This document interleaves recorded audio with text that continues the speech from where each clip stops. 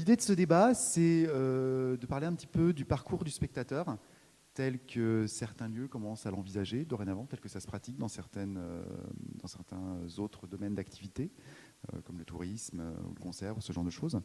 Donc l'idée, c'était effectivement de proposer une discussion avec des représentants d'entreprises qui proposent des services annexes complémentaires à l'achat de billets de spectacle.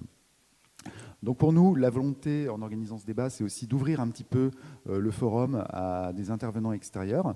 C'est une première, hein, donc voilà, on ne savait pas combien de personnes il y aurait. Bah, on ne sait toujours pas vraiment combien il y en aura au début et à la fin, s'il y en a qui partent, s'il y en a qui reviennent, enfin bon, bref. Donc c'est une première, donc vous nous donnerez éventuellement vos retours aussi sur le format. Est-ce que ça peut apporter éventuellement ou enrichir au niveau du forum et des débats qu'on peut avoir tous ensemble. Donc, aujourd'hui, nous avons le plaisir d'avoir avec nous trois représentants de trois sociétés. Donc, il y a Adrien qui est là pour Share Group, Maxime qui est là pour Relax Ticket et Sylvain qui représente Assure Connect. Donc je vais leur laisser présenter eux-mêmes leur activité et les services qu'ils proposent dans le cadre de leur société. Donc je crois que le premier à intervenir, c'est Adrien.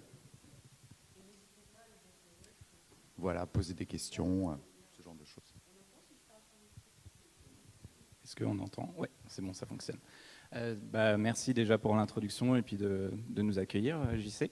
Ça fait plaisir d'être là. J'imagine que la plupart d'entre vous ne nous connaissent pas, Share Group. Donc, je suis Adrien, je suis un des responsables de partenariat marchand.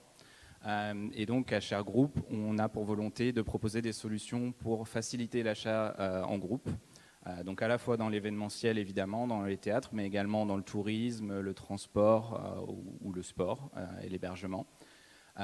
Et donc on est une start-up fondée à Paris en 2016 et donc qui est partie d'un constat client de la difficulté d'organiser des achats de groupe.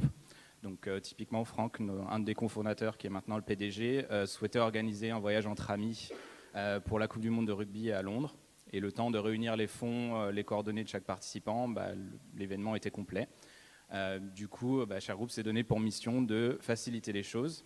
Et donc, la première étape, ça a été de créer une solution de paiement partagé, donc celle qu'on peut voir avec le 1, 2, 3, qui va permettre au capitaine de l'achat, donc la personne qui est instigatrice de l'achat sur le site internet de nos partenaires, de pouvoir valider sa réservation de groupe sans devoir avancer l'argent pour la totalité de la commande. Donc ça se passe en 3 actes. Donc le premier, qui est illustré par le petit 1, si c'est assez grand pour lire là-bas, ça va être le choix par le capitaine au moment du paiement de payer partagé. Donc là, il va directement pouvoir choisir le montant qu'il souhaite payer et le nombre de personnes avec qui il va partager le paiement. Donc tout se passe sur la page de paiement habituelle de votre site internet. À l'issue de cela, il va recevoir dans le deuxième acte, il va recevoir le lien de participation avec la confirmation de sa réservation. Donc ça va être un lien qui va ensuite pouvoir partager aux autres participants de l'achat de groupe, donc soit des amis, de la famille, des collaborateurs, peu importe. Il va le partager soit par email, mais le plus fréquemment c'est par Messenger type WhatsApp, là où il y a déjà une conversation de groupe qui est en cours. Et ensuite, le troisième temps, l'acte final, ça va être les autres participants qui vont suivre ce lien. Ils vont arriver sur un espace de paiement sécurisé en ligne où ils vont pouvoir, de la même manière, choisir leur part et la payer directement. Donc ça va ôter le frein de l'avance d'argent, ça va permettre de faciliter les choses. Évidemment, ça améliore l'expérience utilisateur de l'acheteur. Ça va lui permettre également de bénéficier à la fois des avantages d'un achat en groupe, donc typiquement de pouvoir être assis côte à côte par exemple avec ses amis, tout en bénéficiant de certains avantages d'un achat individuel, par exemple, alors sans marcher sur les plates-bandes des assurances, de bénéficier de l'assurance de la carte bleue potentiellement sur les autres parts. Alors c'est vrai que nous, quand on a eu connaissance de ce type de principe, on ne travaille pas encore précisément avec Share Group, hein, mais ça nous a tout de suite paru être complémentaire de l'achat d'abonnement notamment quand ce sont des amis qui achètent leurs abonnements en co-abonnement tous ensemble, puisqu'effectivement, on arrive sur des sommes qui sont assez importantes. Et alors ça fonctionne, il y a un double intérêt pour nous à ce niveau-là, puisqu'effectivement, il y a ce service qu'on propose, bien entendu, aux spectateurs de pouvoir éclater le paiement sur les différents payeurs, et de l'autre côté, récupérer les informations des co-abonnés éventuellement lorsqu'ils saisissent leurs coordonnées pour valider leur paiement. Ouais. Laurent, je sens que tu as une question. Mais oui, on peut poser des questions. Je ne comprends pas.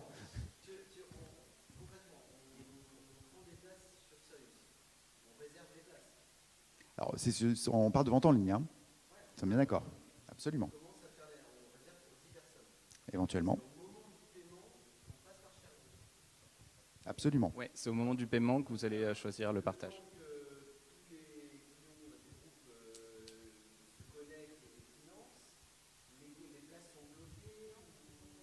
Ouais, en fait, ce qu'on va faire, on a plusieurs modes de validation en fait, de la commande. Ce qu'on fait dans l'événementiel et en général quand le temps est un peu sensible, on va faire une validation directe. En fait, dès que, par exemple, moi en tant qu'acheteur, en tant que leader du groupe de 10 personnes, dès que je vais choisir le paiement partagé, payer ma part, nous, à chaque groupe, on va garantir l'argent et on va valider la commande. On va prendre une empreinte sur la carte, en général, une empreinte sur la carte de l'acheteur du montant maximum. Et si les autres ne payent pas dans le temps imparti, c'est eux qui vont... Ouais. Donc ça, c'est une des possibilités. On a aussi la possibilité de mettre en attente. Ça dépend un petit peu du stress lié un petit peu à l'achat. Par exemple, là, on vient juste de commencer à travailler avec un festival. Eux, ils ne peuvent pas laisser une commande en attente, ne serait-ce que pour 10 minutes. Donc elle va être validée dès que le capitaine va valider sa part. Donc la validation et le délai de paiement en fait est décorrélé des autres personnes. Donc, et le délai de paiement va être choisi ensemble avec nos partenaires. Alors en fait, il ne va pas tout payer, on va pas capturer l'argent, on va simplement prendre une empreinte, vérifier que tout l'argent est là, au cas où, à la fin de la période de participation, on doit faire la capture des parts manquantes. Ouais, exactement, ouais. D'accord, c'est une préacceptation de la carte bancaire en fait, sur exactement, le montant décidé. Il y a une autre question. Alors, ça va dépendre du nombre de transactions. On a une formule un petit peu start-up ou théâtre en général dans l'événementiel avec un abonnement mensuel pour couvrir cela. Et si on arrive à des nombres de transactions très importants, c'est un fonctionnement à la commission finalement sur les paiements qui transitent par chaque groupe. Oui. Alors, pour toutes ces questions qui sont un peu plus d'ordre, je dirais, technique, prix ou ce genre de choses, Sylvain, Maxime, Adrien seront là cet après-midi si vous voulez leur poser des questions qui sont plus spécifiques par rapport à vos structures. Voilà, je pense que vous serez à même d'y répondre. Je pense que ce sera peut-être plus simple de fonctionner comme ça. Oui, Laurent.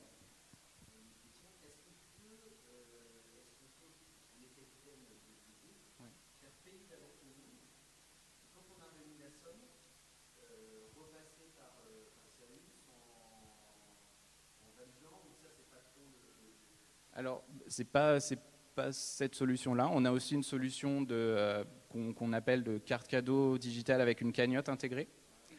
Et donc là, pour collecter l'argent en amont, et ensuite c'est de l'argent qui va être utilisable uniquement chez notre partenaire.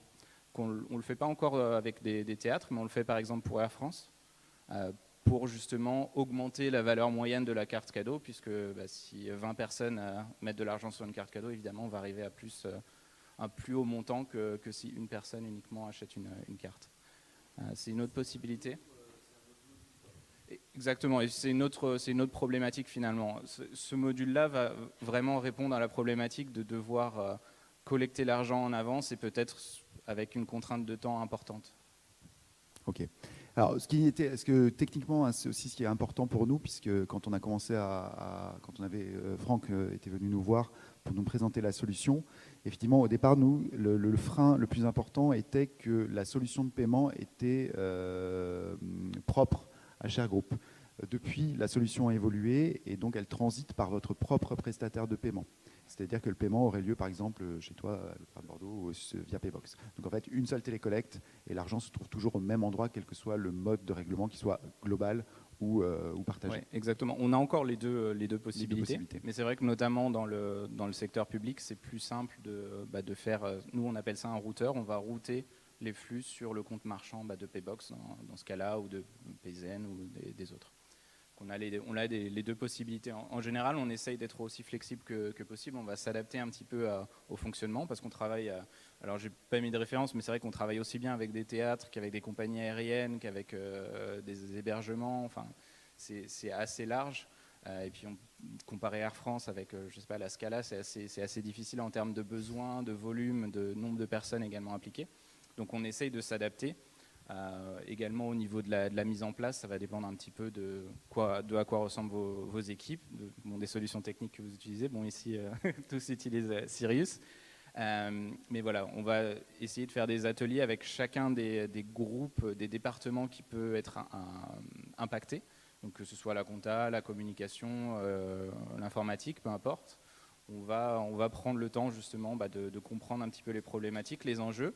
Également, comment communiquer sur la solution. C'est Laurent, c'est ça ouais. Vous en parliez un petit peu.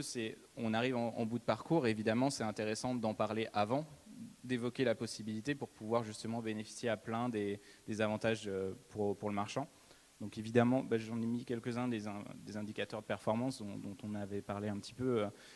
Au niveau de la conversion, donc typiquement au niveau des cibles groupes, pouvoir attirer notamment des groupes peut-être de jeunes amis où l'avance d'argent est plus difficile, où on travaille, certains de nos partenaires travaillent également sur les cibles CE ou associations également avec la solution.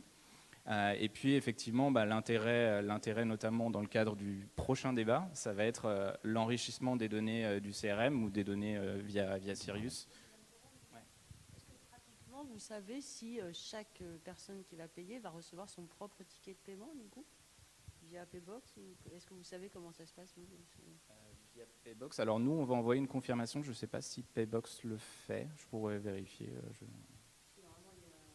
Si de toute façon, si ce sont des paiements séparés, il y a forcément un ticket de paiement indépendant. Oui. Donc, oui, ça va être une transaction séparée. Donc ça va fonctionner de la même manière. Alors je ne connais pas assez Paybox pour savoir. Voilà, c'est quelque chose de très standard. Hein. À partir du moment où on paye quelque chose, on reçoit un ticket de paiement sur son adresse mail à partir du moment où on l'a donné.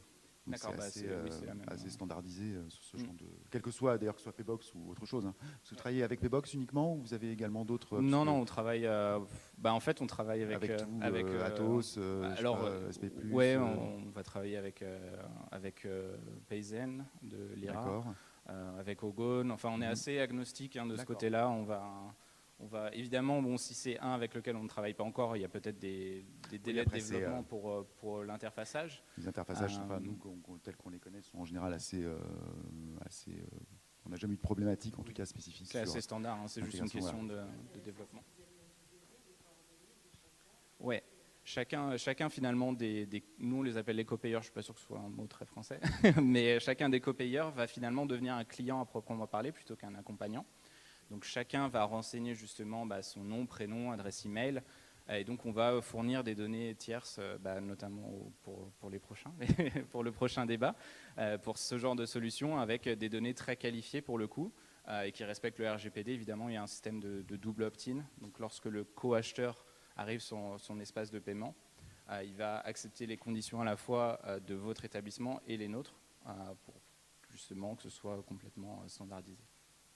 Donc, bien entendu, dans ce cadre-là de récupération de données, l'idée serait d'aller jusqu'au bout de la chaîne et jusqu'au bout de l'idée, c'est-à-dire de récupérer ces données pour en faire des commandes indépendantes sur des fiches indépendantes dans Sirius sur ses co-abonnés, ce qui n'est pas le cas à l'heure actuelle. Merci Adrien. On va passer à Maxime. Tu avais quelque chose à rajouter ou spécifiquement? Je voulais parler un petit peu du viral booking, mais juste très, très rapidement. C'est simplement que c'est une extension qu'on a développée plus récemment. C'est une extension du paiement partagé, donc ça va être à vocation, le paiement partagé en lui-même est principalement un levier de conversion, de satisfaction. Là, ça va être un levier d'acquisition justement pour assurer le remplissage. Donc ça va être finalement le fait de laisser la commande ouverte. Donc lorsqu'un groupe, par exemple, de 3 amis vont commander, vont réserver, cette réservation va être validée.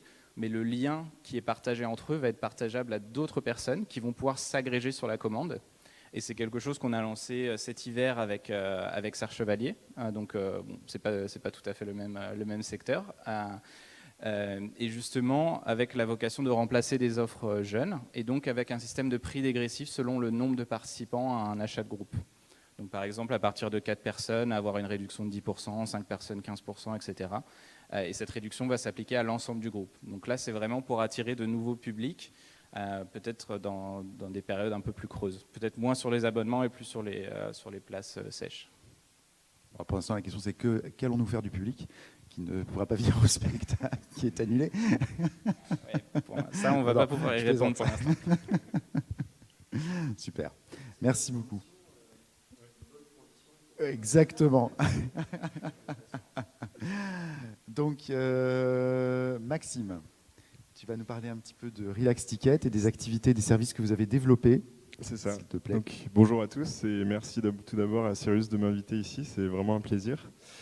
Donc nous, on travaille sur une problématique qui fait couler beaucoup d'encre noire, je dirais même, puisque c'est le marché noir de la billetterie. Et donc pour bien vous expliquer ce qu'on fait, j'aimerais que pendant un instant, vous vous mettiez dans la peau d'une personne mal intentionnée. Alors, si on était... Si tu le cherches, c'est lui. Donc, avant la démocratisation d'Internet, si vous vouliez falsifier un billet de spectacle, eh bien, il vous fallait vous munir d'une imprimante thermique, imprimer votre faux billet et vous rendre devant l'événement pour espérer escroquer un nombre X de personnes. Maintenant, avec Internet, c'est beaucoup plus simple. Il vous suffit d'acheter un e-billet, de le vendre sur X plateformes, sur Facebook, sur Le Bon Coin, The Pass, Viagogo, et d'attendre en fait que les personnes vont acheter votre billet, et ce tout sagement en restant bien assis dans votre canapé en attendant que l'argent arrive sur votre compte bancaire. Donc cette problématique, elle a aujourd'hui une forte impact sur la culture et sur le parcours client. Dernièrement, il y a la banque Barclays qui a réalisé une étude sur le sujet, qui a identifié qu'un quart des personnes interrogées, qui étaient des personnes normalement constituées, âgées de 25 à 34 ans, et qui avaient déjà acheté des faux billets sur Internet. Donc la problématique prend de plus en plus d'ampleur avec la croissance des plateformes aujourd'hui qui deviennent très très importantes dans la vie des consommateurs. Donc en plus de ça, on a des plateformes comme Viagogo qui ont pour seul objectif, pour seul but d'acheter des billets de spectacle, non pas pour accéder aux événements, mais pour les revendre en but de faire un profit. Et apparemment, c'est très très fructueux, puisque dernièrement, il y a 4 mois, ils ont acheté leur plus gros concurrent pour la somme de 4 milliards de dollars. 4 milliards de dollars, à titre de comparaison, c'est plus de la moitié de la valeur de l'entreprise Renault. Et donc ça, c'est un acteur qui est très très implanté en France. Donc malheureusement pour les consommateurs, c'est pas une très bonne chose. Aujourd'hui, on estime qu'il y a à peu près 5 à 10% de consommateurs sur un spectacle qui ont besoin de revendre leurs billets. Et en plus de ça, il faut ajouter le chiffre des trous dans le spectacle, qui est, je pense que vous connaissez bien mieux vos chiffres là-dessus que moi. Mais en général, en discutant avec les producteurs, organisateurs, lieux, on est sur du 5 à 10%. Donc ça, on estime que c'est des gens qui n'arrivent pas à revendre leurs billets, ou alors aussi des gens qui ne revendent pas leurs billets parce qu'ils n'ont pas besoin de récupérer l'argent. Là, on parle de tous les gens qui ne sont pas venus au spectacle, effectivement, qui génèrent des trous dans la salle à ce moment-là. C'est ça ? Exactement. Ouais, je n'ai pas précisé, mais c'est exactement ça. Et donc, en fait, tous ces gens-là, ils vont être obligés d'aller sur cette jungle plutôt nocive pour les spectateurs, qui est aujourd'hui Internet, et vont essayer de revendre leurs billets. Donc aujourd'hui, il y a très très peu de plateformes qui vont assurer aux vendeurs qui vont bien recevoir leur argent en vendant leur plateforme. Et il n'y a aucune plateforme, au moment où on vous parle, qui peut assurer aux acheteurs de billets de seconde main qui vont pouvoir accéder à leur événement en achetant un billet. Donc ça, c'est vraiment problématique. On a quelques acteurs qui ont commencé à trouver des solutions parce que très très touchés sur cette problématique, notamment l'exemple du PSG, mais aussi un exemple qui peut-être vous parle plus, c'est l'Opéra national de Paris, qui a mis sa propre bourse aux billets en place Et donc ces actions, elles ont permis d'endiguer plus ou moins fortement le marché noir sur leurs événements, et surtout sur leurs événements complets. Mais la problématique, c'est que ces bourses, ces plateformes, elles coûtent très très cher, et qu'aujourd'hui, elles représentent une infime partie de ce qu'on peut trouver sur Internet.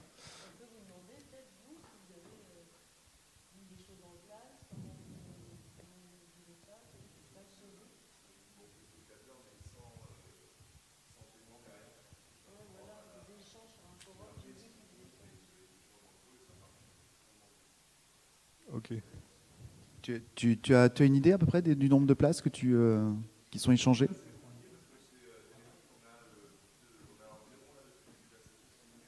D'accord, quand même.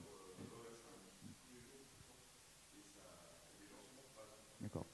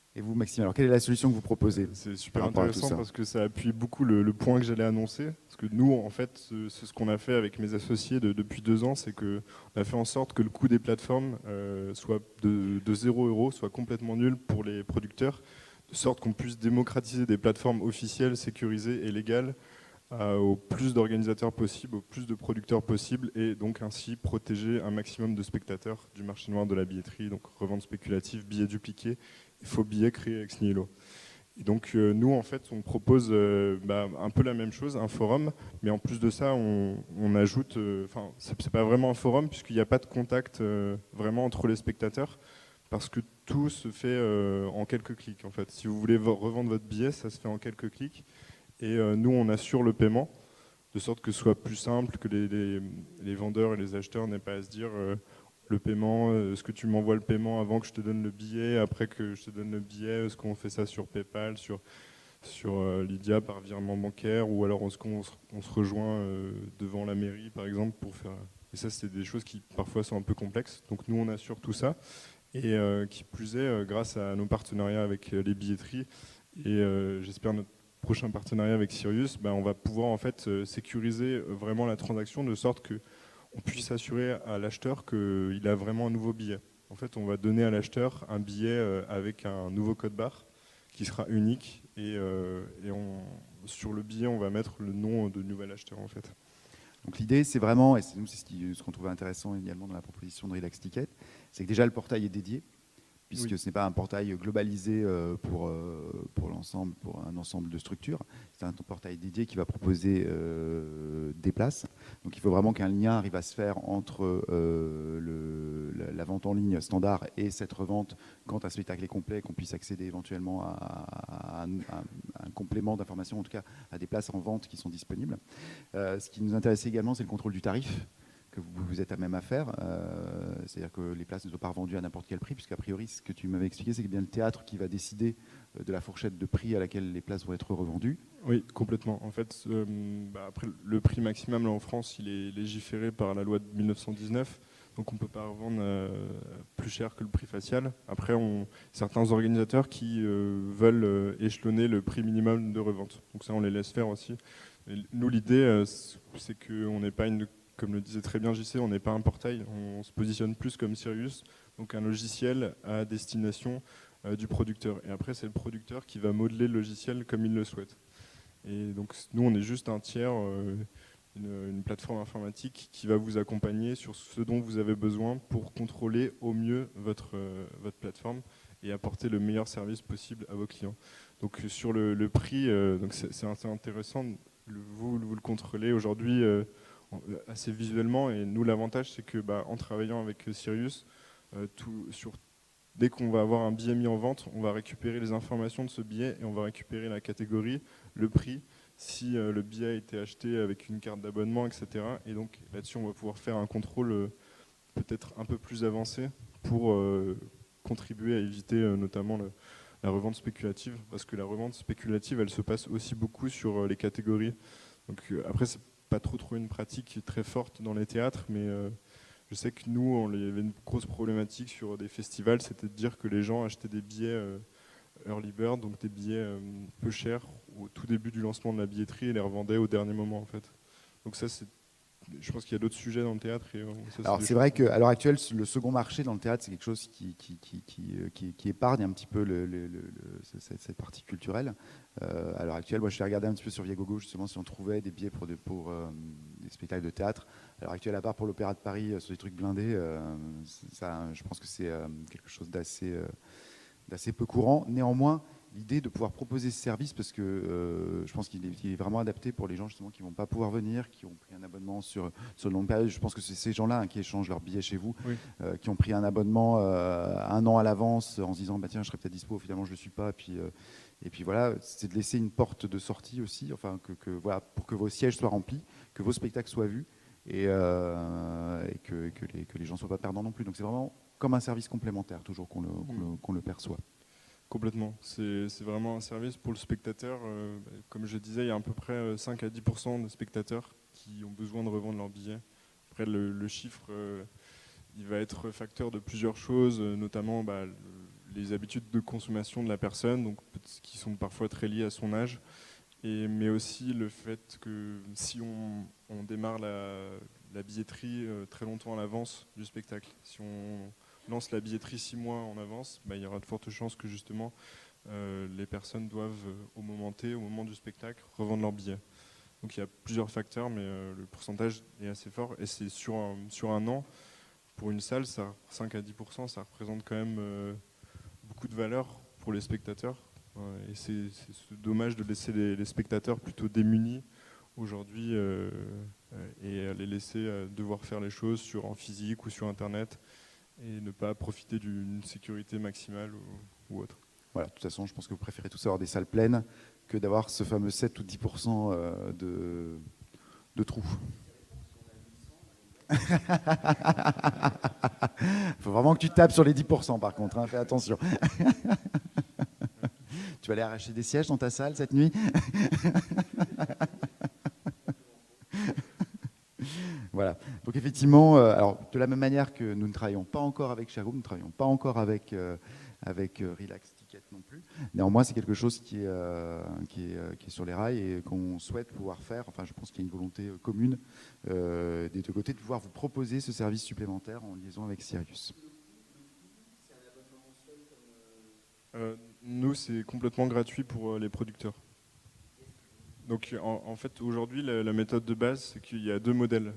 Donc soit c'est le spectateur, l'acheteur final qui paye, donc c'est 8%, ou soit vous pouvez prendre en partie ce coût et donc laisser l'acheteur payer seulement 2,5%, ce qui correspond aux frais bancaires, et donc payer un abonnement mensuel pour rendre le coût le moins cher possible au spectateur.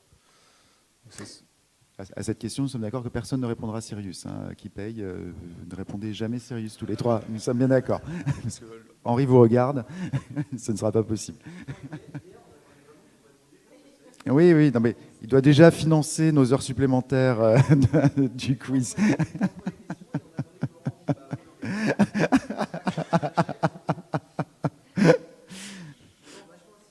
Oui, je comprends bien. Ouais. On a une éthique. Ouais, on a vraiment deux modèles économiques pour prendre en compte les intérêts de chaque producteur et donc pour essayer de répondre aux attentes de tout le monde. Très bien. Merci Maxime. Tu avais quelque chose à rajouter? Non, mais je pense qu'on aura peut-être l'occasion de oui, bien sûr. continuer à discuter. On va poursuivre cette discussion. Bien sûr. Oui. La structure, notre prestataire de paiement, vous voulez dire? Oui. Oui, c'est ça.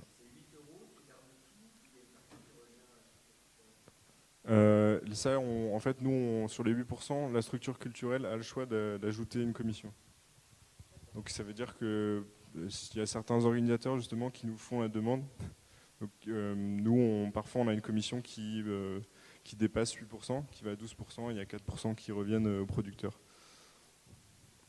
Ça C'est dépend. paramétrable en fonction. Complètement. Donc nous, on laisse simplement la brique et le producteur, comme je disais tout à l'heure, fait comme il le souhaite pour organiser comme il le veut son marché secondaire. Très bien. Sylvain, nous présente Assure Connect, s'il te plaît. Donc dans Assure Connect, il y a moins de suspense. On sait de quoi on va parler, a priori. Mais oui, je ne sais pas qui est le plus courageux de nous deux, si c'est toi de m'avoir invité ou si c'est moi d'être venu. Mais bon, en tout cas, on est ravis d'être présent à cette table ronde sur les services. Très bien. Quelques éléments de contexte donc, sur Assure Connect. Tout d'abord, Assure Connect est une start-up donc, hébergée dans un incubateur à La Défense qui est portée notamment par la Société Générale et le Crédit Mutuel. On est une start-up de l'assurance. Alors, pourquoi est-ce qu'on est présent aujourd'hui à cette table ronde ? Je dirais que la réponse est dans la feuille de route d'Assure Connect. La feuille de route d'Assure Connect, c'est de concevoir et d'implémenter des programmes de micro-assurance dans les parcours digitaux d'achat des participants à des événements sportifs, culturels ou de divertissement et des organisateurs de ces mêmes événements. Voilà donc notre feuille de route. Donc, vous avez tout de suite compris l'enjeu sur lequel nous travaillons. Ensuite, c'est qu'est-ce qui nous a amené là ? Je dirais que c'est une histoire d'hommes et de femmes, notamment la fondatrice Nathalie Benchetrit et Pascal Boutsock qui l'a rejoint ensuite. Tout ça parce qu'ils ont eu, on va dire, un partage de, j'allais dire, 4 V. Donc le V comme ça. Alors, pas le V de victoire, hein, tout simplement. Le premier V, c'est celui d'une vision commune, le deuxième de valeurs communes, le troisième d'une volonté, et le quatrième d'une vitesse. La vitesse, c'est de donner et de restituer de l'information en instantané auprès de nos partenaires. Ça, c'est le premier point. La volonté, c'est de déployer une solution donc, au niveau national et que tout le monde puisse en bénéficier. Dans une solution, on va dire, gagnante-gagnante au niveau des partenaires. La vision, c'est d'implémenter ces solutions de micro-assurance, mais dans un esprit de service, c'est-à-dire je ne consomme l'assurance que lorsque j'en ai besoin. Voilà. Et donc, on a développé une solution d'assurance billetterie, notamment, qui est basée sur ce principe-là. Et puis, le deuxième, qui était, soufflez-moi, c'est pour toi. Je ne me sens pas visée. Les valeurs donc, de Nathalie et de Pascal. Les valeurs de Nathalie et de Pascal, c'était notamment d'avoir un service qui soit le plus éthique possible, le plus intègre et sur lequel il soit complètement tourné vers l'utilisateur final, c'est-à-dire le participant à un événement. Contrairement à d'autres produits qui étaient montés par des compagnies d'assurance et sur lesquels les compagnies montaient les produits puis ensuite cherchaient comment les distribuer. Nous, on est parti d'un besoin et à partir de là, on a construit le produit. En même temps, pour vous donner d'autres éléments de contexte donc sur Assure Connect, par rapport au parcours de ses fondateurs, c'est intéressant de les connaître un peu. Il y a tout d'abord Pascal, donc, qui est un ancien sportif de haut niveau, qui a fait 13 saisons en Division 1, dans le handball notamment, et qui parallèlement a été le directeur, donc digital manager, au niveau du journal L'Équipe. Et donc il a fait passer le support papier vers un support numérique au niveau du journal. Il a développé une 60aine de sites, notamment marchands et non marchands, d'information, etc. Et puis d'un autre côté, donc Nathalie est la fondatrice, qui elle a créé le département juridique de l'UCPA. Tout le monde voit ce que c'est l'UCPA ? Oui, voilà. Et donc vous comprenez bien qu'ils ont des problématiques qui sont similaires aux vôtres. C'est des problématiques d'RC organisateurs, de couverture au niveau des salariés, mais aussi des non-salariés. couverture au niveau des participants, des personnes qui rentrent dans les enceintes, et puis avec des problématiques d'annulation, de blessures, et en même temps en travaillant sur des activités terrestres, nautiques et aériennes et multisites. Donc vous comprenez toute la complexité qu'il y a pu y avoir dedans, et puis ensuite elle a continué avec toujours cet esprit d'assurance annulation du billet, à essayer de toujours le rendre le plus fluide et le plus simple possible d'usage. Au niveau d'AssureConnect, donc ce que je vous disais, pourquoi est-ce qu'on s'adresse aujourd'hui donc au monde de la culture et du divertissement? Parce qu'on a depuis 4 ans évidemment, on s'est implémenté dans le milieu sportif lié à l'ADN évidemment de ses membres fondateurs. On a 3500 organisateurs avec qui on travaille dans le monde sportif, donc on est très bien connu. On couvre à peu près, on va dire, 20% des événements en France qui ne sont pas sous fédération. J'insiste bien. Okay. Donc ça, c'est pour vous donner un métrique au niveau de notre activité et de notre expérience. Et puis, finalement, pourquoi aller vers le monde du divertissement et de la culture? Tout simplement parce que ça répond aux mêmes besoins et à la même mécanique de mise en place. Un même besoin vis-à-vis du participant. Le participant, ce qu'il veut, c'est lorsque, comme le disait Maxime, quand on achète sa place 6 mois à l'avance, moi je suis désolé, mais même moi, 3 mois à l'avance, je ne sais pas ce que je ferai dans 3 mois. Donc 6 mois à l'avance, c'est dire. Et puis c'est de se couvrir vis-à-vis des aléas qu'il peut y avoir par rapport à ça. Et puis vis-à-vis de l'organisateur, c'est quand il met en place ses billets en vente 6 mois avant, ça répond aussi à une problématique de trésorerie pour pouvoir payer évidemment les différents participants, partenaires au niveau de cet événement, et de sécuriser ce chiffre d'affaires. Donc la mécanique est la même. Et puis ensuite, ce que je peux vous dire au niveau de notre singularité, c'est que notre solution est unique dans le monde. Elle n'existe pas encore aujourd'hui parce qu'évidemment, il n'y a pas de copyright dans l'assurance. Je ne sais pas si vous savez, mais on peut se faire copier autant de fois qu'on veut. Ça, c'est un peu malheureux. Donc c'est pour ça qu'on essaye d'aller vite et de se faire connaître le plus rapidement possible au plus grand nombre. Et dessus, donc, la singularité de notre solution, c'est que le participant peut annuler son billet sans motif, sans justif. Et comme on est en plein coronavirus, comme c'est sans motif, c'est sans motif. Donc il peut annuler son billet comme il veut. Et pour l'organisateur, ça lui permet de conserver le chiffre d'affaires lié à ce billet. Okay. Voilà pour la présentation. Alors je pense que là, parce que vous avez une partie aussi où je pense que les assurances annulation des propres salles de spectacle vont beaucoup rentrer en ligne de compte aussi. Alors oui, en ce moment il y a pas mal de presse dessus, je ne sais pas si vous avez regardé, il y a eu un gros papier hier dans les Échos notamment. Les compagnies d'assurance, alors là j'étais avec ma casquette AssureConnect, là je vais prendre la casquette représentant des compagnies d'assurance. On est dans une situation sur laquelle, vous savez, dans les lignes d'exclusion des contrats d'assurance, je parle là au niveau de l'assurance organisateur, vous pouvez avoir épidémie, pandémie, etc. À partir du moment où le gouvernement dit qu'il y a épidémie ou pandémie, il y a, on va dire, l'exclusion rentre en jeu dessus. Et l'exclusion a été, pour la plupart des compagnies, mise en œuvre entre janvier et février lorsque le gouvernement a parlé d'épidémie. Et pour Circles Group, avec lequel nous avons monté la solution, on s'est arrêté au 6 mars.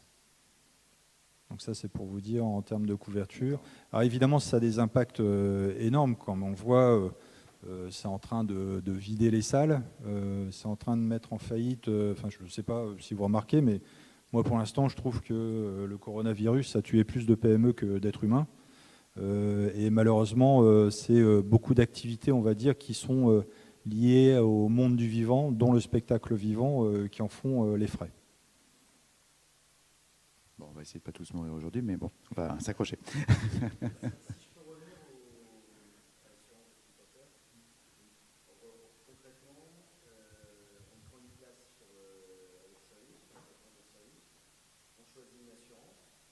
Ah oui, dans le parcours, je reviens dessus.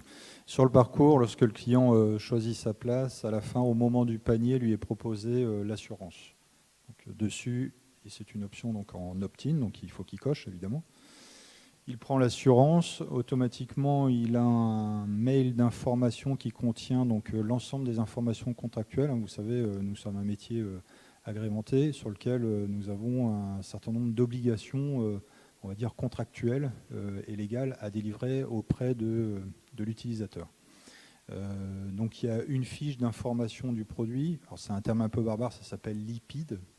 Voilà, mais par contre elle est commune pour toute l'Europe. Donc ça, il faut le savoir. Ça, c'est une obligation au niveau de l'Union européenne. Ensuite, vous avez les conditions générales et puis les conditions particulières. Donc voilà, l'ensemble des documents sont attachés les uns derrière les autres. Ce sont des PDF qui sont attachés. Et dessus, vous avez votre numéro de contrat. Et en même temps, le client, dans la minute qui suit, il peut, s'il le souhaite, donc annuler son billet. Il va sur son contrat, il y a un QR code, il flash ce QR code. Il arrive sur une interface web sur lequel il rentre son IBAN et le virement est fait immédiatement sur son compte. Donc voilà au niveau des process. Donc c'est un process qui est très fluide, très simple, complètement digital, zéro papier. Le client a en permanence l'information sur lui puisqu'il l'a reçu par mail, donc c'est dans sa boîte mail. Pour la plateforme de billetterie, donc c'est une API notamment. Donc l'API, c'est une interface qui permet à deux systèmes d'échanger des informations. Ça se passe en temps réel. Et nous, dessus, lorsqu'un client nous informe qu'il annule, par exemple, son billet, on est en capacité de remonter l'information en temps réel aussi auprès de la plateforme.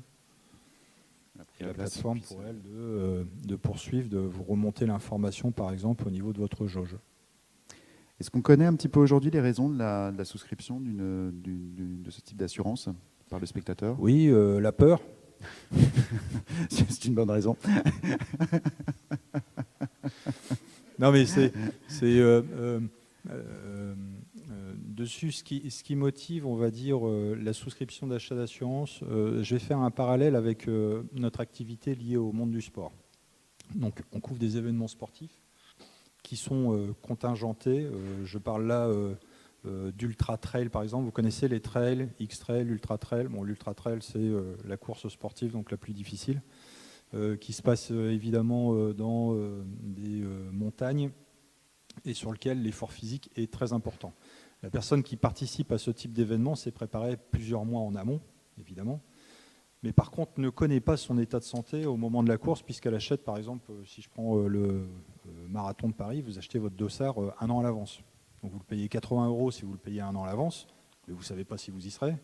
Et si vous l'achetez dans la dernière minute, vous pouvez monter jusqu'à 120 €. Donc ça, c'est pour vous donner en termes de la variation de prix.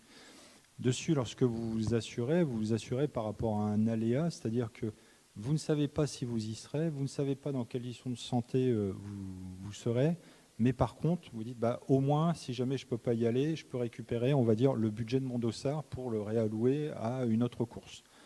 Dans, on va dire, les événements culturels, c'est la même chose. Je ne peux pas y aller, j'avais prévu d'y aller sur ce week-end-là dans 3 mois. Je ne peux pas parce qu'il y a un mariage, etc., auquel je suis invité. Enfin, peu importe les raisons, je peux l'annuler et je peux tout à fait reprendre une place dans la même salle à un autre moment. Voilà. Pour l'organisateur, il a son chiffre d'affaires qui est sécurisé puisqu'il a déjà encaissé sa place. Donc ça, c'est le premier point. Et pour, on va dire, l'utilisateur, le participant, lui, il a une totale liberté et c'est ce qu'on recherche tous, à vrai dire, en tant que consommateur, c'est être le plus libre possible et qu'on nous foute la paix. Pardonnez-moi le terme, je suis un peu cash, mais on régit, on fonctionne tous de la même manière. On a envie d'une totale liberté et de consommer à l'usage nos produits, nos services. Et c'est pour ça que le produit d'assurance d'AssureConnect a été monté dans cet état d'esprit-là.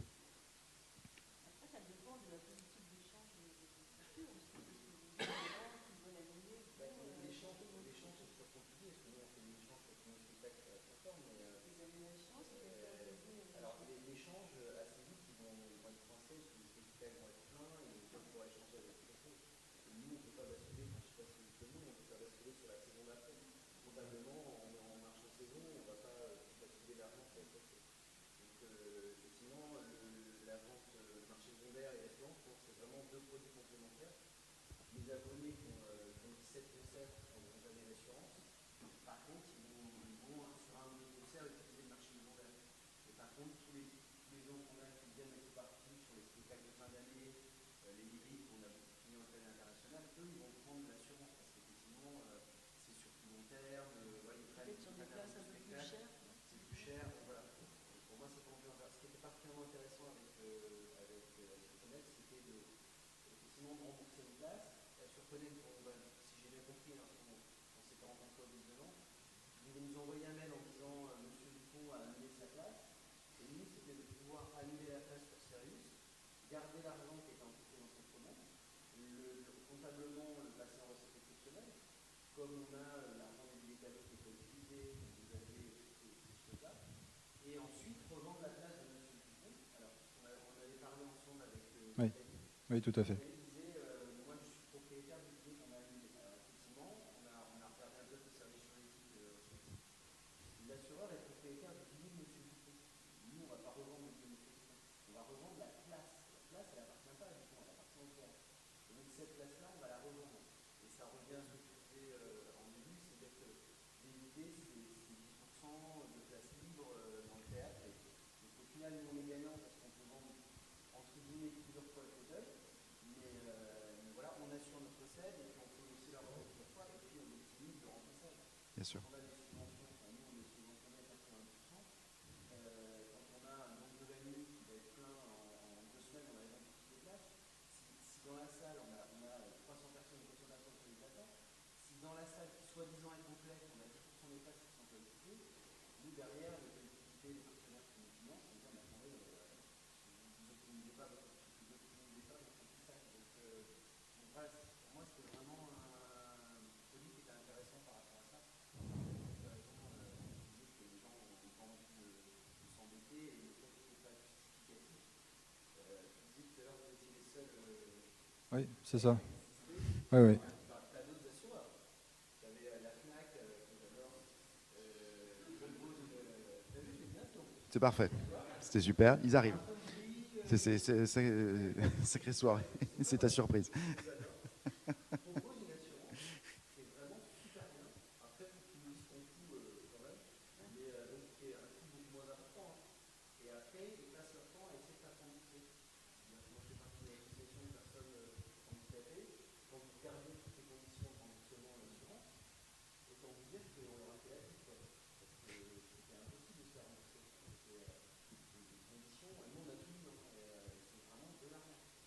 Oui, après,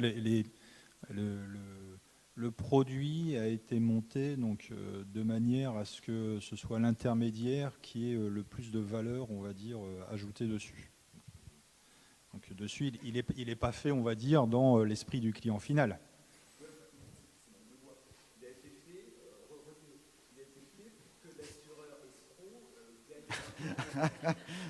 Ah non. Ah non, non, non. Là par contre, vous... Non. Pour vous donner un exemple, dessus, si vous regardez le produit que l'on propose, c'est à peu près 10%, on va dire, de la valeur du billet. Et si vous regardez un produit comme Fnac, alors 10% de la valeur du billet, si je regarde dans l'activité sportive, la consommation, c'est 10%. Donc ça va, donc du coup, ce qu'on encaisse, on le reverse. C'est aussi simple que ça. Si vous regardez des produits qui sont proposés sur le site Fnac, par exemple, c'est un produit d'assurance sur lequel il a été monté de manière à faire de la gestion du refus. Le refus, non mais c'est très important, c'est-à-dire que dessus, évidemment, il y a des sinistres qui sont réglés, mais la cotisation, c'est 4%. Donc c'est beaucoup plus bas. Donc il y a une gestion du refus qui est importante dessus, parce que sur ces 4%, il y a pratiquement la moitié qui sont de la rémunération pour la plateforme. Non, mais je ne sais pas si vous vous rendez compte. Donc du coup, il ne reste plus grand-chose pour l'assureur pouvoir payer les sinistres. Donc c'est une autre mécanique qui est complètement différente. AssureConnect n'a pas voulu du tout travailler dans cet esprit-là. AssureConnect, c'est vraiment une valeur d'usage et de service pour que ce soit consommé. Voilà. Donc, Alors justement, sur des ventes, notamment sur un événement sportif par exemple, quel est le pourcentage de gens qui vont souscrire à une assurance sur un global d'achat de billets? Alors, oui, alors après, pour se donner une idée. Hein. Oui, alors, je ne fais pas de langue de bois, attention. Ça dépend du type d'événement, ça dépend de sa rareté, ça dépend de son prix, et ça dépend à quel moment il a lieu. S'il a lieu dans 3-4 jours, vous ne souscrivez pas d'assurance, Oui. très clairement. Si le billet vaut 20 €, vous ne souscrivez pas d'assurance. Vous êtes prêt à perdre un billet de 20 € dans la machine à laver parce que vous l'avez laissé dans la poche de votre jean, donc vous êtes prêt à le laisser filer. Par contre, dès que vous avez un panier, si je prends des événements par exemple sur lesquels vous êtes en famille, sur lesquels vous avez les parents et 3 enfants, même si c'est 20 €, vous avez déjà un panier à 100 €. Et 100 € dans un budget d'une famille, ça pèse déjà. Et là, du coup, on est plus enclin à souscrire l'assurance. Donc les mécaniques sont très différentes. Dessus, si vous regardez au niveau du sport, si je prends un événement, par exemple en ultra trail, sur lequel vous allez avoir un contingent de 200 participants avec un prix de participation de 400 €, dessus, vous allez avoir plus de 40% de souscription. Donc il y a un taux qui est très élevé. Le taux moyen du marché, c'est à peu près entre 8 et 10%. On va dire de manière classique, quel que soit le type de service, que ce soit, enfin d'événements qui soient culturels, sportifs ou de divertissement. Ça, c'est la moyenne que vous pouvez trouver. Et après, ce qui va beaucoup, on va dire, changer la donne, c'est la façon dont il est mis en avant dans le parcours d'achat. Ça, c'est un point très important. Il ne faut pas juste proposer un produit pour qu'il soit pris. C'est un produit qui se vend et qui ne s'achète pas, clairement.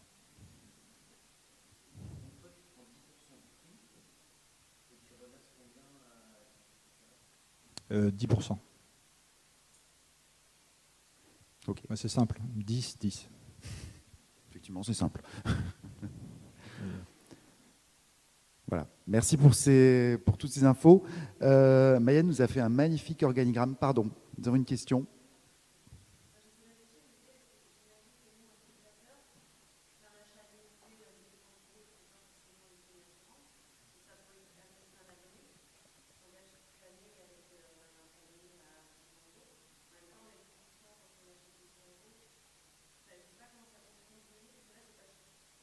C'est pas la même chose. Là, c'est une autre solution. On travaille notamment avec des clubs de rugby, par exemple. Et évidemment, il y a des abonnements à la place. Lorsque vous avez un stade de 16 000 places et que vous avez 8 000 abonnés, ils souscrivent une assurance au niveau des événements. Parce que dessus, ils ont des pré-réservations de places. C'est-à-dire qu'ils ont le droit à 16 événements dans l'année. Ils ne savent pas quand, au moment où ils l'achètent, mais dès le début de l'année, ils connaissent les dates des différentes rencontres au niveau des tirages qu'il peut y avoir, vous savez. Et dessus, donc, ils peuvent dire non, cette date-là, je ne peux pas être là parce que je serai en vacances à l'étranger, etc. Donc dessus, ils peuvent activer leur assurance. Donc c'est un autre montage, c'est un autre produit. Oui, c'est un autre produit. Mais ça fonctionne aussi. Oui, oui, oui, oui. Oui, assurance d'abonnement, l'assurance organisateur, l'assurance billet. On est sur scène, en coulisses et sur les strapontins. Ok. Donc voilà, ça c'était effectivement des présentations qui ont duré un petit peu plus longtemps que nous l'avions imaginé, mais c'est pas grave parce que ça permet d'avoir les échanges en même temps. Donc oui, je vous montrais ce magnifique organigramme que nous a fait Mayenne qui montre les interactions qui ont lieu entre toutes ces services ou différentes sociétés qui interviendront par la suite. L'idée, c'était aussi, en faisant venir tous les trois, vous confronter aussi au monde du théâtre que vous connaissez peut-être moins puisque vous venez soit du tout, enfin en tout cas votre centre d'activité principal est soit le tourisme, soit le sport ou l'événementiel sportif ou le concert, peut-être plus pour vous aussi. Et c'était que vous puissiez voir un petit peu les attentes que peuvent avoir le monde du théâtre et du spectacle vivant. Et je ne sais pas comment vous l'appréhendez aujourd'hui. Est-ce que vos outils vont aussi évoluer par rapport à ces besoins spécifiques ou est-ce que c'est des choses que vous avez imaginées justement pour plus coller aux besoins que peut avoir un théâtre spécifiquement? Je vous perds. Je ne sais pas. Non, ça va. On te suit, on est là. Le virus ne nous a pas encore atteints. Dessus, sur la solution, nous, avec l'interface qui est l'API, à vrai dire, on se plug sur aussi bien Sirius que d'autres logiciels. On en avait parlé avec JC. Après, dessus, le produit en tant que tel, je dirais, s'il y a une évolution, elle sera faite par le législateur avec peut-être des contraintes, avec peut-être des évolutions de taxes, etc. Mais des événements, on va dire, qui sont exogènes et qui ne sont pas émis, on va dire, par nous. Après, au niveau des théâtres, les besoins sont, je dirais, basés sur on va dire, le participant, le spectateur. Et pour nous, c'est la même, on va dire, c'est la même mécanique, c'est le même fonctionnement, c'est le même intérêt, c'est le même fondement. Donc dessus, hormis si vous aviez des éléments, on va dire, singuliers à nous remonter, pour l'instant, on n'en voit pas. Mais on est là cet après-midi pour échanger avec vous, justement. Absolument.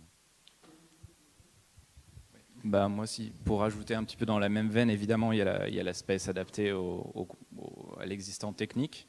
Mais c'est vrai qu'au niveau de la solution en elle-même, on est toujours à l'écoute de besoins spécifiques. Mais c'est vrai qu'il y a assez peu, finalement, de nos partenaires qui ont exactement les mêmes problématiques. Donc ça va, et même les mêmes intérêts dans la solution. Pour certains, vraiment, leur intérêt principal et presque unique pour faire passer le coût va être de pouvoir collecter les données des autres participants. Je pense notamment à on a une solution plutôt orientée très grand groupe, donc plus de 10, plus de 20, plus de 30, où là, évidemment, avoir les coordonnées, avoir un client ou 30 clients, selon la valeur de vie du client, évidemment, ça n'a pas du tout le même impact.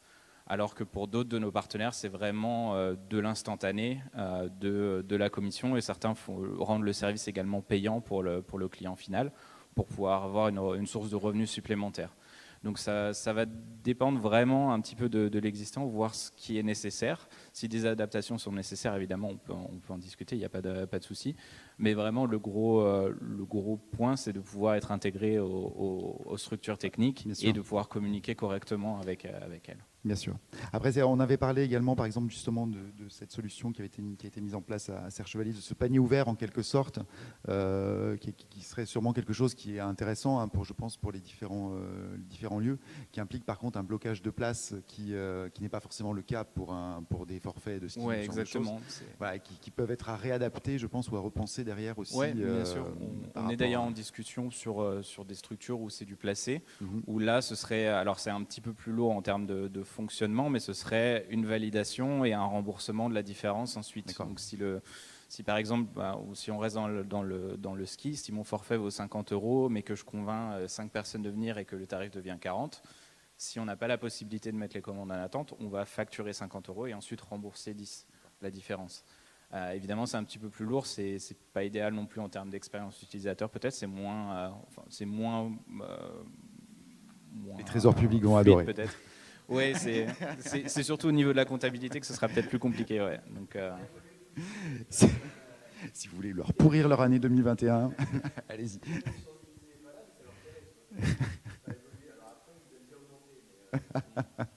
Non mais voilà, en fait, après, effectivement les solutions sont à même d'évoluer dans le temps en fonction des besoins. Exactement, parce que là du coup dans cet exemple de Serre Chevalier, c'est un tarif dégressif, mais on est en discussion cours d'intégration bientôt, j'espère, avec une marque qui n'a rien à voir, qui est dans le fashion, dans les marques de vêtements sportifs, qui eux souhaitent justement plutôt avoir un cadeau si un ambassadeur arrive à convaincre 4 personnes d'acheter des produits sur le site. Il va recevoir une casquette ou des choses comme ça c'est pas forcément une rétribution financière, c'est plutôt un geste commercial. D'accord. Alors c'est un peu, vous faites déjà tous plus ou moins des offres. Effectivement, vos offres sont ciblées. Là, on est sur quelque chose d'un peu plus ouvert, je pense, effectivement. Et typiquement sur cette partie-là, on est à l'écoute justement de choses qui peuvent plus correspondre aux attentes des spectateurs, qui ne sont pas forcément les mêmes qu'une marque de vêtements. Maxime, tu avais quelque chose à ajouter aussi à ce niveau-là? Nous, à ce niveau-là, je pense qu'on est au premier abord, on s'est plutôt orienté vers les concerts. Et après, les concerts, ça reste un milieu qui est quand même très très proche du théâtre, qui comporte beaucoup de similitudes, surtout sur le marché secondaire, parce que je sais qu'il y a quand même beaucoup de différences. Et donc là-dessus, nous, je pense qu'on répond à beaucoup de besoins sur le théâtre. Et ce qui est assez marrant, c'est qu'on s'est aussi inspiré de ce qui se faisait sur le théâtre, notamment sur les listes d'attente. C'est quelque chose que je vois très peu dans les concerts aujourd'hui, dans les salles, et que je voyais plus au théâtre. Et nous, justement, on a beaucoup aimé cette fonctionnalité, le pouvoir justement dire qu'on est intéressé par l'achat d'un billet si l'événement est complet, en fait. Et donc ça, on l'a vu plusieurs fois et on l'a répliqué en fait sur notre site. Et de sorte que les gens, aujourd'hui, quand ils vont s'adresser à un événement pénurique, ils vont se retrouver devant une plateforme qui, malheureusement, n'a pas de billet, parce que nous, aujourd'hui, on se rend compte que pour vendre un billet, ça prend généralement 5 minutes. Donc c'est très très rapide. Donc il était vraiment indispensable de mettre un service tel. Et ça marche très très bien. Les gens donc souscrivent à l'alerte. Et ça, c'est des données qui notamment, on peut faire remonter. Peut-être dans D-Light, PIMS, Arena Metrics. C'est-à-dire, juste que je comprenne bien, donc en fait, les gens souscrivent à une alerte. Les gens souscrivent à une alerte, c'est ça, quand un spectacle est complet? Ouais, pardon, non, en fait, j'ai remarqué que sur le théâtre, donc les gens, certains théâtres mettaient des systèmes de liste d'attente quand l'événement était complet. C'est-à-dire que les gens peuvent dire je suis intéressé pour avoir un billet s'il y en a un autre qui récupère le billet. Et donc nous, on met ce système en place sur la plateforme. C'est-à-dire que... Oui, c'est nous. Après, il y a le système de double opt-in. Donc les gens, par essence, acceptent vos conditions générales et les nôtres sur notre site à chaque fois qu'une action est réalisée. Alors, c'est des choses qui peuvent être... Oui. Oui. Comment Ah oui, d'accord. Non, nous, on n'est pas... non. Si vous gérez une liste d'attente par en ligne, je suis tout à fait d'accord, mais à ce moment-là, on récupère toutes les données. Alors, c'est des choses qui peuvent être gérées de manière de plusieurs manières. Donc, nous, ouais.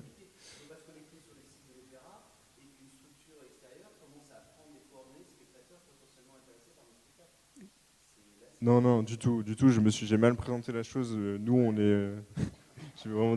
on est juste le tiers, la solution technique. Il est évident qu'entre la liste d'attente et la revente de billets, il y a un lien à faire, alors qu'il se fasse depuis Sirius, parce que la liste d'attente est gérée dans le logiciel. La plupart du temps, la liste d'attente, elle est au guichet, au téléphone, ce genre de choses, donc elle est gérée par le logiciel, en fait, en tout cas dans les théâtres à l'heure actuelle. Et donc ça renvoie directement derrière vers le site de revente. Effectivement, il y a un lien évident là-dessus à gérer. Oui, complètement. Du coup, il faut voir comment on gère le lien, mais nous, on ne gère pas les données des utilisateurs. Bien sûr, c'est vos données. Nous, on n'est pas une société de traitement de données, et il y a d'autres sociétés qui le font très très bien et qui sont derrière, qui vont pouvoir vous en parler dans quelques minutes. Je vois à qui tu veux parler. Est-ce que vous... Si vous restez. 2 jours sans que personne ne parte, c'est louche. Est-ce qu'il y a des questions, des interrogations justement par rapport à ces différents services? Donc là, on en a présenté 3 parce qu'ils nous paraissaient intéressants. On sait que vous en mettez plein en œuvre aussi, parce que dans ce parcours spectateur sont inclus également les crèches, les services de restauration, comme on a pu en parler hier, ou d'autres services que vous êtes à même d'imaginer. La récupération de données qui peut se faire également via ce type de service, effectivement, est très intéressante et nous conduira au deuxième débat par la suite. Ce deuxième débat va... Finalement, c'est quelque chose d'assez vertueux, parce que ce retraitement des données, c'est aussi dans le but d'améliorer le parcours du spectateur. Donc on est sur quelque chose qui s'auto-alimente, en fait, en quelque sorte, à travers le logiciel Sirius. D'autres questions, d'autres choses à voir, d'autres petites remarques. Voilà, il y a 3 propositions.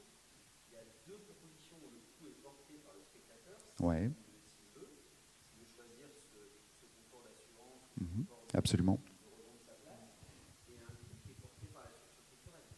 C'est-à-dire que clairement, si on veut commencer à travailler avec Assurance Connect, avec les étiquettes, nous, structure culturelle, on ne prend pas de risque, on ne paye rien, alors qu'avec vous, on paye déjà un abonnement savoir si finalement ça va accrocher, si ça va marcher. Quoi.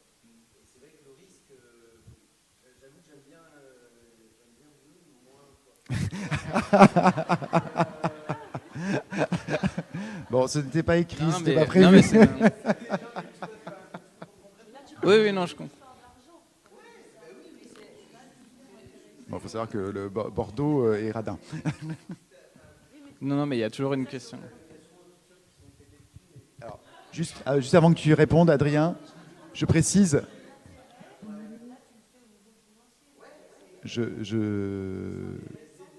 Juste avant qu'Adrien n'intervienne, je précise juste que si nous avons décidé d'inviter que ce soit Adrien, Sylvain ou Maxime, c'est parce que nous, on trouvait qu'il y avait un vrai intérêt dans les 3 solutions. Voilà. C'est juste ça. Donc je veux juste te dire, voilà. Ouais. Il faut que ce soit gratuit, en fait. Voilà. Non, mais c'est vrai que pour certains de nos partenaires, c'est une vraie problématique. Surtout, par exemple, la première année, pour prouver un petit peu les résultats, que ce soit sur la satisfaction, sur l'ensemble des choses. Donc, on a aussi la possibilité de passer en mode commission, où là, on va vous charger. Alors, en général, c'est à vous, mais le coût peut être reporté également sur le client final. Et on est largement en dessous des 10% de l'assurance. Non, c'est pas du tout le même service. Oui, en fait, l'abonnement mensuel a été pensé justement pour des plus petites structures où justement l'intérêt de pouvoir le lancer sans être trop au courant des résultats. Par contre, pour les plus grosses structures, par exemple dans l'aérien, on le fait avec plusieurs compagnies, avec une déjà et une autre bientôt. Le coût est porté par le client final. Ça va être au moment où je choisis le paiement partagé, ça va être indiqué que je vais payer, je sais pas, un X% de plus pour partager le paiement.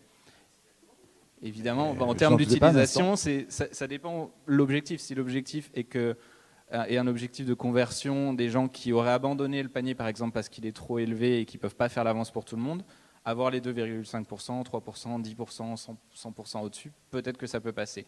Si c'est vraiment l'objectif, par exemple, comme dans la deuxième partie, d'enrichir les données, de collecter, d'avoir un maximum de fiches clients, alors à ce moment-là, il vaut mieux vous supporter le coût pour pouvoir qu'il soit utilisé plus largement par les clients finaux.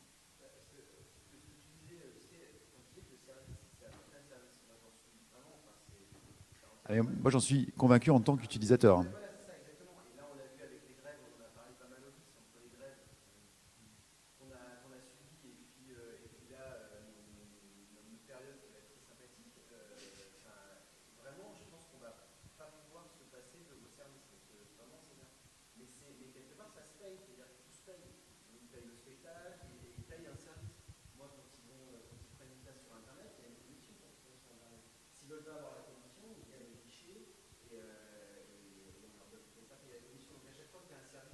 Ah, c'est sûr. Quelqu'un le paye, de toute façon. Mais après, tu n'es pas obligé, si tu veux pas, tu viens, tu te déplaces, tu viens en théâtre et tu ne payes pas les commissions. Donc c'est vrai que c'est vraiment un service qui, pour se faciliter la vie, qui est payant. Et donc là, je suis vraiment. Mais voilà, effectivement, effectivement, je suis d'accord avec toi. Effectivement, tout service a un coût.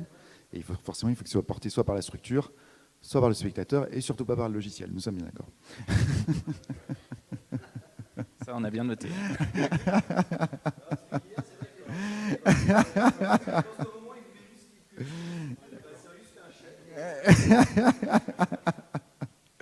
Est-ce que vous avez d'autres questions ou d'autres éléments à rajouter de votre côté, peut-être, des choses sur lesquelles on a... Alors comme c'est la première fois, c'est peut-être moins cadré qu'on l'aurait pu l'imaginer, donc, mais je pense que vous avez pu exprimer vos différents points de vue.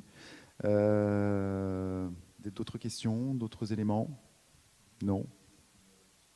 Ouais, voilà, donc effectivement, cet après-midi, ils sont là cet après-midi à votre disposition. C'est des questions de coût peut-être plus précis, ou ce genre de choses à aborder, ou des questions plus spécifiques par rapport à la législation, ou ce genre de choses, ou à la mise en place également. Voilà. Je vous remercie tous les trois pour ce débat. Je vous remercie tous les trois dans la salle aussi. Non, pardon, au moins. Voilà. Merci beaucoup. Et puis, vous avez un café qui vous attend dans la grande salle face à la mer. C'était un hommage à Calogero.